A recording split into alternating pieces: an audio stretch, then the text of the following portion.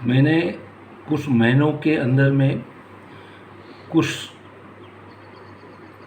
गरीब अवस्था वाली 40 से 45 साल की उम्र की लड़कियों से बातचीत की।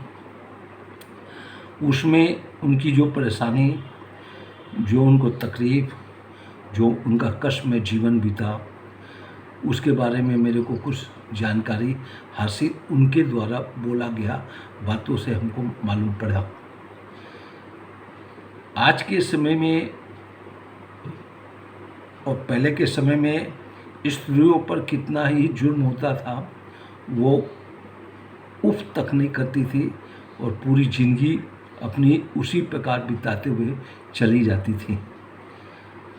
लेकिन आज पढ़ी लिखी लड़कियां हो गई हैं, पैसा कमाने में सामर्थ हो गई हैं, वो किसी से दबना नहीं चाहती हैं, चाहे अपने बड़े हों, चाहे बराबर वाले हों, चाहे उनके खुद के मित्रगण हों। वो पैसे के मामले में किसी से समझौता नहीं करती हैं। वो समझती हैं हम ही सब कुछ है।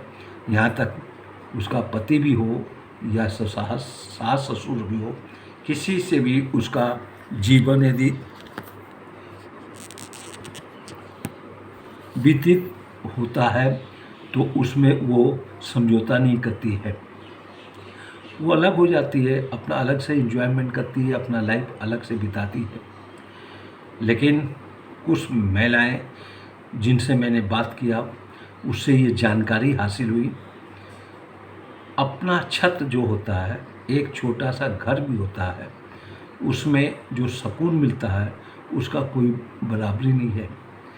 भले उस लड़की का, उस आदमी का व्यापार के कारण, किसी कारण कमजोरी आने पर, आर्थिक स्थिति ठीक नहीं होने पर, परेशानी, गरीब अवस्था में आने से वो हस्बैंड और वाइफ को यदि भूल से अपने मैके में रहना पड़े तो बहुत ही कष्ट में जीवन बीतता है। ऐसा उन महिलाओं ने हमको इसके बारे में जानकारी हमको दिया। स्वाभिमान व्यक्ति हर में होता है, चाहे आदमी हो, चाहे लड़की हो, चाहे बुजुर्ग महिला हो। स्वाभिमान होना स्वाभाविक हर व्यक्ति में होता है, किसी में कुछ कम, किसी में कुछ ज़्यादा होता है। एक गरीब औरत की बात कह रहा हूँ। रिक्शा वाला टाइप का आदमी, वो आता, घर में गाली गलौज करता, अपनी पत्नी को मारता पीटता, शराब के नशे में धूत रहता। उस महिला ने बताया, अंकल जी मेरी ज़िंदगी एकदम नरक में बीत रही, सब कुछ बर्दाश्त कर लेती हूँ मैं, हमको रहना पड़ता है। हम बोले क्यों? बोले यदि माँ बाप के यहाँ जाएंगे तो वहाँ फ्री होके नहीं रह सकते हैं, फ्री होके खा नहीं सकते हैं, और फ्री होके सो नहीं सकते हैं, फ्री होके अपना बैठ नहीं सकते हैं। इस प्रकार का ज़िंदगी यहाँ कष्ट में बीतने के बाद भी हमको अपना एक छोटा सा घर में जो हमको सुकून मिलता है वो माँ बाप के घर में हमको नहीं मिलेगा।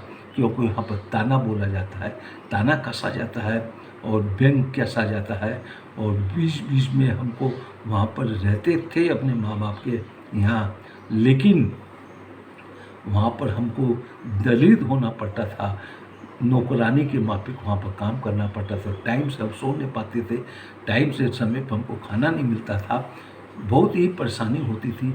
लेकिन यहाँ पर हमारा पति हमको मारता भी है, गाली भी देता है, शराब के नशे में अब सब बोलता भी है।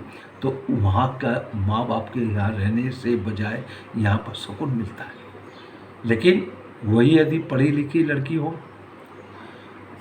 उनको बर्दाश्त हो ही नहीं सकता, वो छोड़ छाड़ के अपने आदमी को चल देगी, वो अपना अपना जीवन अलग बिताएगी, अपना जीवन का इंजॉयमेंट अलग करेगी।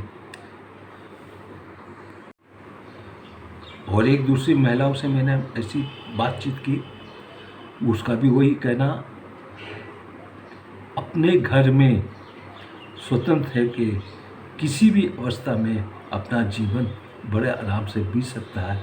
हम नमक रोटी भी खा सकते हैं और माँ बाप के घर में जाके अच्छा भोजन होने के बाद व्यंग कसा जाए, टॉर्चर किया जाए, कुछ अपशब्द का प्रयोग किया जाए, तो उससे बहुत बढ़िया है हम एक छत के नीचे में रह के और नमक रोटी खा के अपना जीवन गुजार लें। ये स्वाभिमान व्यक्ति का ऐसा स्वभाव होता है। स्वाभिमान व्यक्ति ऐसा ही कर सकता है, हर कोई नहीं कर सकता है। हर आदमी को अपना मान सम्मान इज्जत बोली का व्यंग कसना, बातों का अपशब्द का प्रयोग करना कोई भी बर्दाश्त नहीं कर सकता है। समय बीत जाता है, लेकिन उस व्यक्ति पर बोली गई बात, उस व्यक्ति पर, चाहे महिला हो चाहे पुरुष हो, उस पर जो बोला जाता है भिन्न भिन्न प्रकार की व्यंग्यात्मक बातों के द्वारा टॉर्चर किया जाता है, उसके जीवन में बहुत ही तकलीफ होती है। एक महिला का तो मैंने ऐसा देखा, इसमें 2-3 मुसलमान भी थी, 2-3 हिंदू भी थी, एक क्रिश्चियन की महिला भी थी। ऐसे मैं इस प्रकार की बात कर रहा हूँ कि किसी भी संप्रदाय में, किसी भी जात में, किसी भी बात में जाओ तो देखा जाएगा उनकी इतिहास, उनकी कहानी, उनकी घटना सुन के आपको भी ये मालूम पड़ेगा कि औरत के ऊपर कितना जुर्म होता है। पहले भी जुर्म होता था, लेकिन वो तरीका अलग था। आज का जुर्म ये होगा कि आदमी अपना पेट तो भर ही नहीं सकता, उस लड़की, उसके हस्बैंड को अपने घर में पनाह देके उसका परवरिश करना एक साधारण व्यक्ति के लिए बहुत दुर्लभ होता है, कष्ट में जीवन होता है। तो उस अवस्था में जो गरीब लड़की होती है वो यही चाहती है मेरे एक छोटा सा कमरा हो, मैं उसमें रहूं, मैं उसी में खाऊं, मैं उसी में बैठूं, जब चाहूँ मैं जो चीज़ बनाना चाहें मैं बना के खा सकती हूँ, और किसी प्रकार का टोक हमको कोई टोके नहीं। हम कब सो रहे हैं, कब उठ रहे हैं, कब हम जा रहे हैं, कहीं आ रहे हैं, एक छोटे से कमरे में रहने के बाद भी उसको जो सुकून मिलता है, भले ही वो अपने माँ बाप के घर में जाके सुविधा हो के भी वो सुकून नहीं मिलता है। ऐसा कई महिलाओं से इस प्रकार की चर्चा करके मेरे को इस प्रकार की जानकारी हासिल हुई।